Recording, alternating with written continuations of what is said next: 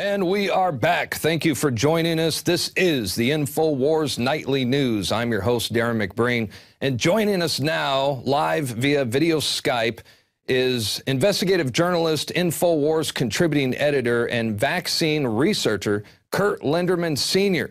And he is also the host of Linderman Unleashed on the Natural News Radio.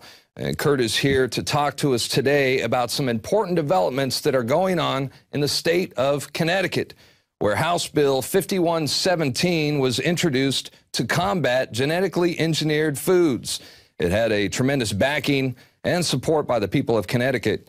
It looked like it was going to be a slam dunk until it got in the hands of Governor Daniel Malloy and his attorneys, who removed key sections of the bill due to fears of legal action taken by the biotech industry. Curt Linderman Sr. joins us now to break this down. Hey, Curt, it's good to have you on the show. What do you think about this bill? How close was it to seeing the light of day? Well, Darren, thanks for having me. I'll tell you what, it was really close, and I think that's what got Monsanto and the other biotech corporations out there really nervous.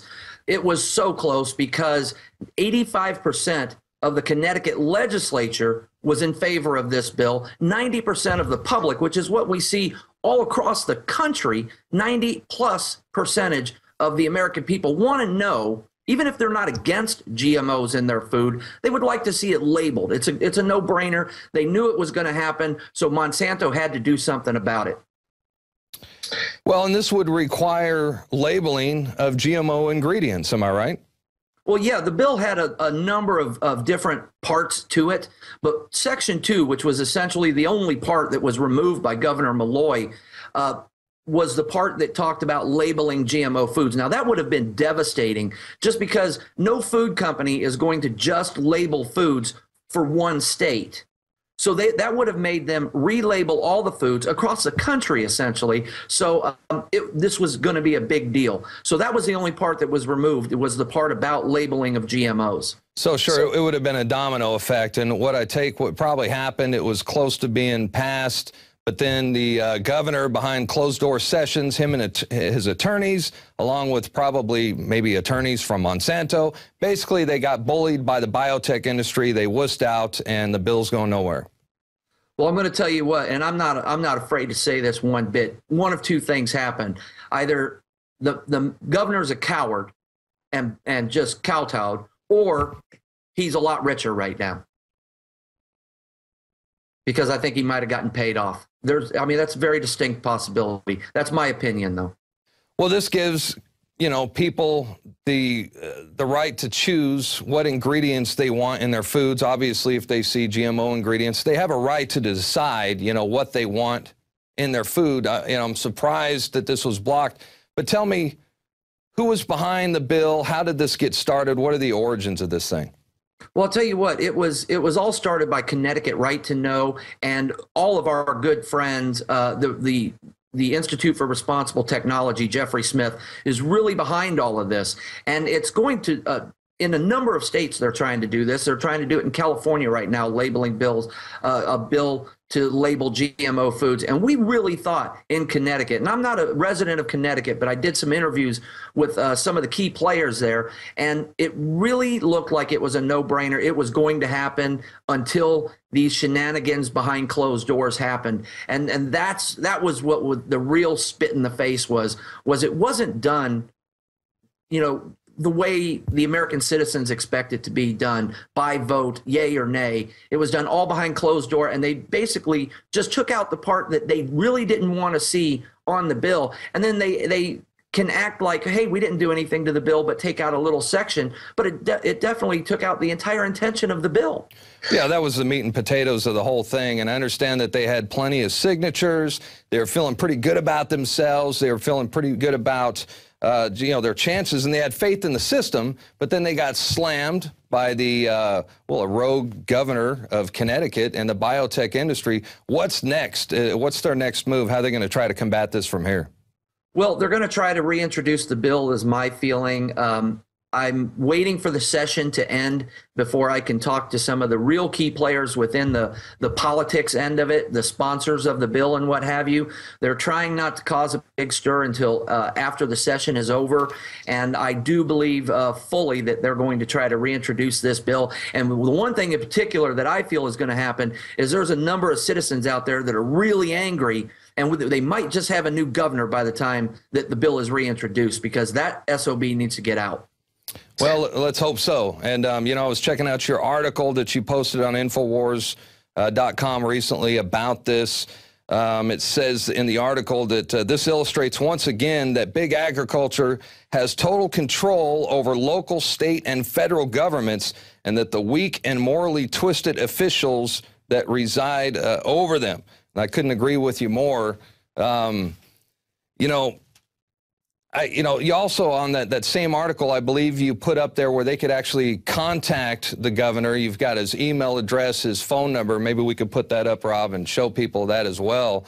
And I encourage everybody to do the same. You don't have to be from Connecticut to voice your opinion on this. Obviously, don't do any threats or use bad language or anything, but definitely express your opinion. And maybe we should pray for the guy. I know that sounds silly, but obviously he has made a deal with the devil. And, Alex Jones has always said that if the devil would ever own a company, it would be Monsanto. And, I don't know, this guy, how he could look at himself in the mirror each night after doing something like this. Overwhelming a majority of people in Connecticut did not, they wanted this thing to go through, and yet he shut it down.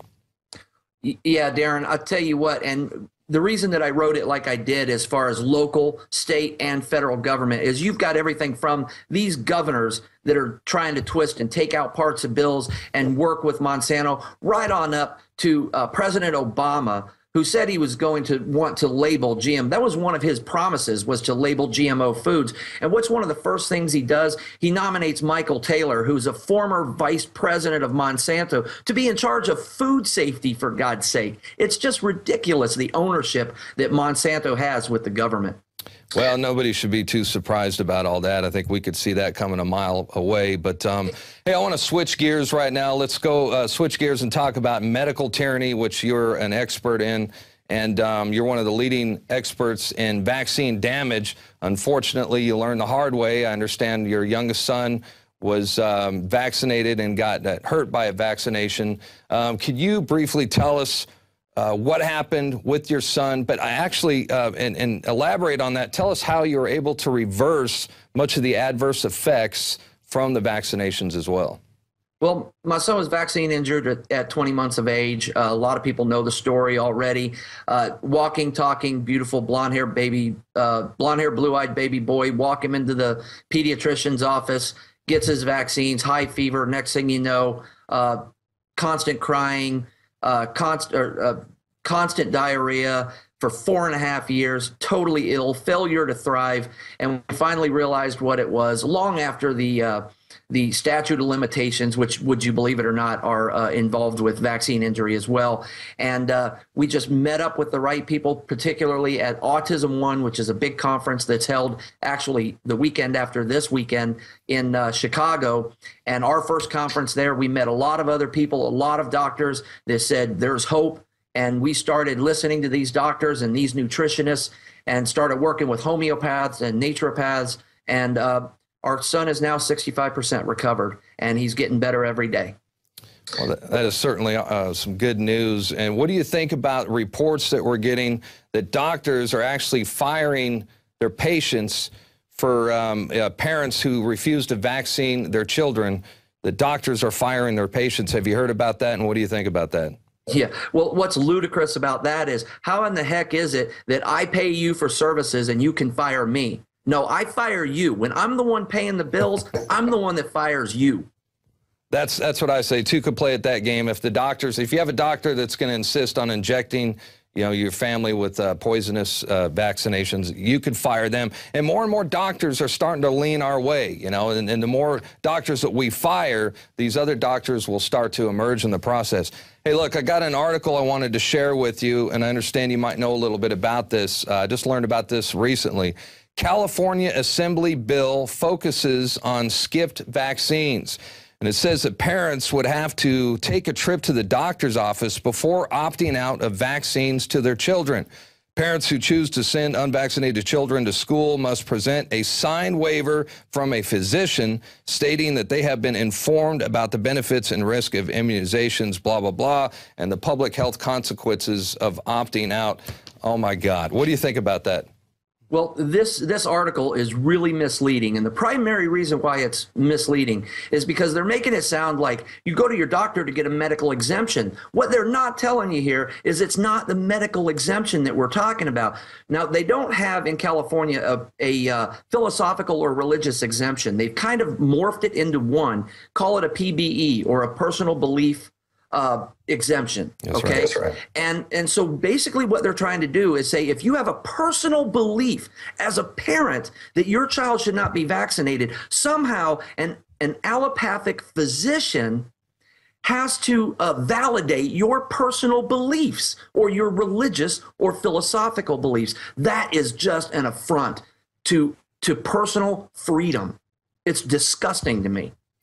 Well, how about a bill that says that, that parents should read the dangers of vaccinations before they consent to giving their kids one? And that would make more sense.